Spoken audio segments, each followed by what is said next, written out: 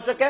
और जहां तक बात विधानसभा चुनाव होने वाले हैं, तहसीन पूनावाला, इस देश की आंतरिक सुरक्षा के लिए अर्बन नक्सलियों पे लगाम कसना जरूरी है या नहीं, क्या मानते हैं आप?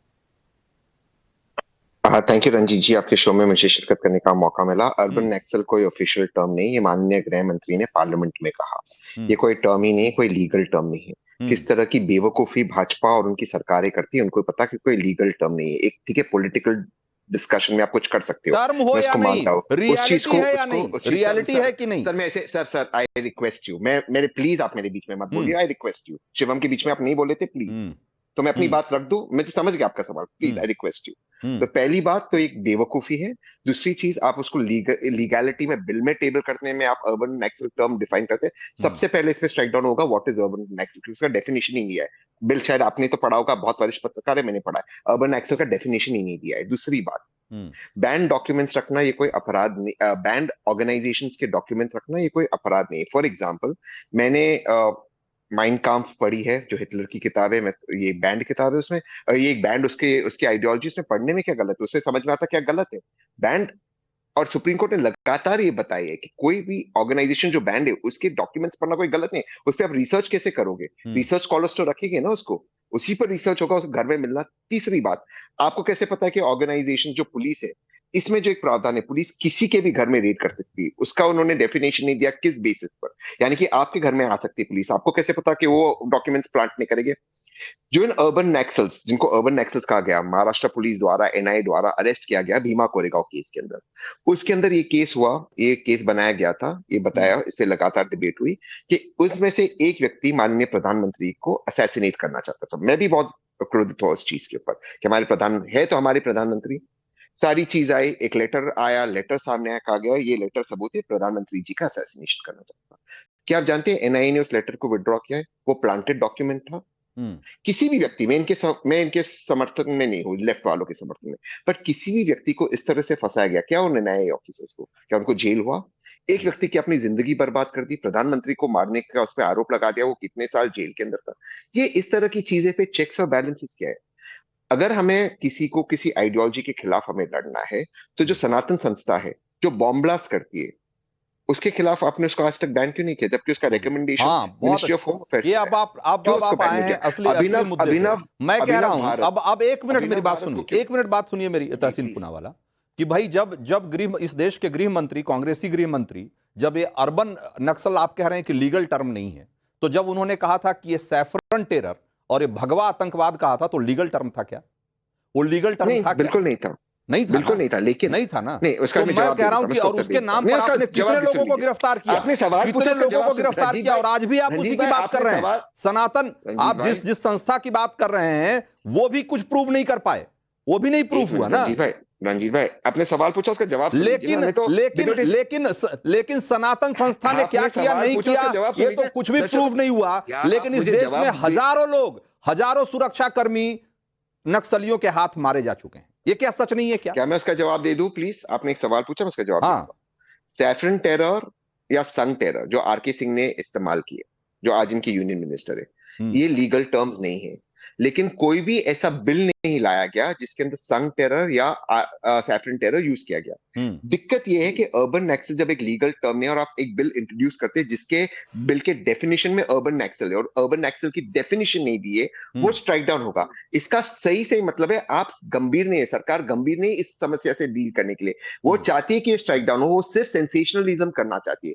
वरना अगर आप गंभीर होते इस विषय से, मैं आपसे बिल्कुल इत्तेफाक रखता हूं रंजीत जी कि हमारे सुरक्षाकर्मी असैसिनेट हो रहे, अगर आप गंभीर होते आप ऐसे बिल लाते जैसे आंध्र प्रदेश में, तेलंगाना में, छत्तीसगढ़ में तो कांग्रेस सरकार ने लाई बिल जिसमें सही डेफिनेशन है। उन बिल्स में अर्बन नक्सल नहीं है शब्द। आपने बिल का डेफिनेशन ही ऐसा लाया जिसमें आप डिफाइन नहीं कर पाओगे। अब आप अर्बन नक्सल को कैसे डिफाइन करोगे? दूसरा, आपने ये प्रावधान दे दिया पुलिस किसी के भी घर में जाए और डॉक्यूमेंट सीज कर सके, लेकिन डॉक्यूमेंट्स क्या हो गए वो आपने नहीं बताया। अब पुलिस ने प्लांट कर दिया, उसकी आपने बात नहीं की। यही इसमें लकूना है, तो ये स्ट्राइक डाउन होगा। स्ट्राइक डाउन होगा तो आप गंभीर नहीं थे, आपने डिबेट करवा दिया। यही सरकार की मंशा पर मुझे प्रश्न उठता है। ममता काले कह रहे हैं कि भाई सैफरन टेरर भी कोई लीगल टर्म नहीं था, और ये कह रहे हैं भाई ये जो कानून आया है, मेरी जानकारी में इस कानून के नाम में कहीं से अर्बन नक्सल नहीं है, लेकिन ये अर्बन नक्सल जो एक जो रियलिटी है इस देश की, उससे निपटने के लिए कानून है। अब कांग्रेस से लेकर और वामपंथी सारी पार्टियां एकजुट हो गई है इसके खिलाफ। जी रंजीत जी, बहुत बहुत धन्यवाद। सबसे पहले मैं महाराष्ट्र की सरकार को बहुत बहुत धन्यवाद देना चाहती हूं एमएसपीएसए को लाने के लिए, इस विधेयक को लाने के लिए, क्योंकि ये आवश्यकता है न केवल महाराष्ट्र की अपितु पूरे भारतवर्ष की। और जो अर्बन नक्सल टर्म है, ये वो टर्म है, ये वो सच्चाई है, ये वो घृणित सोच और विचारधारा है जो मां भारती की जो नींव है उसको खोखला कर रही है। मैं इन लोगों को इस देश का मीर जाफर बुलाती हूं। क्या है ना कि जो सीमा पार से आतंकवादी हमारे आके फौजियों के ऊपर हमला करते हैं और हमारे खिलाफ आतंकी हमले करते हैं, उनको तो हम झेल लेंगे, लेकिन जो मीर जाफर देश के अंदर बैठ रखे इस देश का खाते और उसके बाद इस देश के खिलाफ बातें करते हैं और इस देश के खिलाफ पूरी प्लानिंग एंड प्लॉटिंग करते हैं, क्या उनसे नहीं हमें निपटना चाहिए? मुझे तो आश्चर्य हो रहा था, अभी आई थी आपने एक बाइट चलाई थी टिकली वाली दीदी की, बड़ी टिकली वाली दीदी। अब बड़ी वाली टिकली वाली दीदी कह रही कि ये तो सरकारी साहब 6 महीने नहीं चलेगी, ये काला कानून है। मैं तो बड़ी टिकली वाली दीदी को यह कहना चाहती हूं कि दीदी, जो कानून इस देश के पक्ष में होता है उसके विरोध में आप खड़ी हो जाती हैं भैया। मैंने तो टिकली वाली दीदी को शाहीन बाग में जाकर के भी नारे लगाते हुए देखा। मैंने टिकली वाली दीदी को जेएनयू, जहां पर भारत तेरे टुकड़े होंगे इंशाअल्लाह इंशाअल्लाह, जंग जारी रहेगी, भारत की बर्बादी तक के नारे लग रहे थे, वहां जाते हुए भी देखा है। मुझे समझ में नहीं आ रहा है कि अगर भारत के पक्ष में कोई कानून बन रहा है तो उसका स्वागत क्यों नहीं किया जाना चाहिए? अरे हाँ, आपने कांग्रेस का नाम लिया था ना रंजीत जी, कैसे करेंगे? जिस व्यक्ति ने नारे लगाए थे उसको तो ये टिकट दे करके अपने यहां से चुनाव लड़वाते हैं, है ना? और ऐसा तो है नहीं कि इस प्रकार का कोई कानून पहली बार भारतवर्ष के अंदर आया है। छत्तीसगढ़ में है, आंध्र प्रदेश में है, ओडिशा में है, तो ये लोग क्यों नहीं चाहते कि ये देश मजबूत हो रहे? एक चीज और बोलना चाहती हूं जल्दी से, वो लोग आज बात कर रहे हैं कि भारत के अंदर आवाज दबा दी जाएगी, जो इस देश के अंदर बैठ करके और विदेश में जाकर के भारत के रिप्रेजेंटेटिव बन करके भारत को गाली देते हैं, भारत के लोकतंत्र को गाली देते हैं, भारत की चुनी हुई सरकार को गाली देते हैं, भारत के प्रधानमंत्री को गाली देते हैं, भारत के टूटने की कामना करते हैं। वाह भैया, गजब लोग हैं ये। इनके मतलब इनके सच्चाई में क्या बोलूं? दिन रात ये गाली देते हैं और उसके बाद इस प्रकार की बातें करते हैं। अगर भारत के खिलाफ जो आवाज उठ रही है, भारत को तोड़ने की जो लोग बात कर रहे हैं, उन पर अगर एक्शन हो रहा है तो क्या बुरा है? अर्बन नक्सल, ये जो सोच है ये बहुत खतरनाक सोच है। जैसे आपने बोला व्हाइट कॉलर, इलीट इंग्लिश बोलने वाले, वाइन सिपिंग लोग, एकदम we are so cool type जो लोग होते हैं, वो इतने सॉफ्टली एंड स्विफ्टली पूरे यूनिवर्सिटीज में जाकर के यंग माइंड्स को और बाकी लोगों को प्रभावित करते हैं देश के खिलाफ। और मैं जिम्मेदारी के साथ बोल रही हूं, जिसके बारे में हम सोच भी नहीं सकते हैं। उनको लॉजिस्टिक्स दे रहे हैं, उसको प्रभावित करना मत कहिए, उसको प्रभावित करना मत कहिए ममता काले, उसे जहर भरते हैं। मैं तो ये कहता हूं कि उनको देश के खिलाफ, इस देश की समाज और सामाजिक व्यवस्था के खिलाफ वो उनके मन में जहर भरते हैं, जहर भरने का काम करते हैं। और मैं तहसीन पूनावाला के पास एक बार फिर से जाऊंगा। तहसीन पूनावाला, मैं कह रहा हूं कि भाई आप ये कह रहे हैं कि ये इसमें अर्बन नक्सल की जो बात की गई है गलत है। भाई ये कानून में अर्बन नक्सल जैसा कुछ भी नहीं है। ये अर्बन नक्सलियों से निपटने के लिए कानून जरूर है, लेकिन इसी तर्ज पे जहां आपकी सरकार है, तेलंगाना में भी इसी तरीके से पीएसए का कानून है, तो भाई उसी ढंग से महाराष्ट्र स्पेशल पीएसए है।